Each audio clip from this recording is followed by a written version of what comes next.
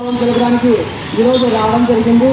మరి 181వ రోజు ఈ యొక్క ఉద్యమము మళ్ళీ ఊపిరి పీల్చుకొని ముందుకు సాగుతున్నా నేటి వరకు ఈ పాలకులు ఎక్కడ కూడా ఒక ఇంచైనా కూడా ముందుకు కలగడం లేదు.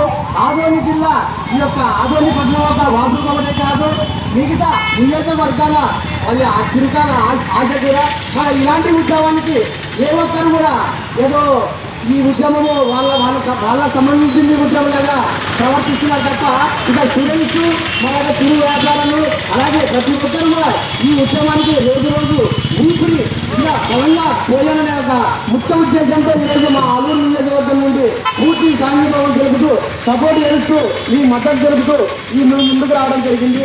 మరి ఈ ప్రభుత్వానికి కూటమి ప్రభుత్వం వచ్చి 2 సంవత్సరాలు పూర్తవుతున్న సందర్భంగా ఈ ఆదోని జిల్లా ఏర్పాటు విషయంలో ఎందుకు ఇక నీడలు తప్పుకొని ఉందో నాకు అయితే తెలియదు.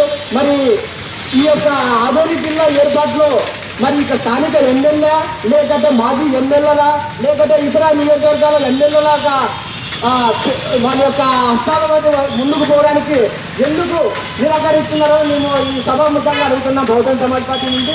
మరి మేము ఒక్కటే అడిగేది, ఈ జిల్లా ఏర్పాటు కోసం మా రాష్ట్రంలోని బహుజన సమాజ్ పార్టీ వాళ్ళు కూడా అనంతపురం జిల్లా అలాగే సత్యసాయి జిల్లా ఇక కడప జిల్లా వాళ్ళు కూడా ఇక సాంఘీభావం జరిగింది. అలాంటి ఈ ఉద్యమానికి మళ్ళీ ఈ ఇతర పార్టీలు పూర్తిగా సపోర్ట్ చేసి ఈ యొక్క ఉద్యమాన్ని ఊపిరి పోసి ఖచ్చితంగా ఆదోని జిల్లా సాధించాలని నేను మనస్ఫూర్తిగా కోరుకుంటూ ఈ అవకాశం ఇచ్చిన మన పెద్దలందరికీ నా యొక్క జై భీములు, జై భారత్.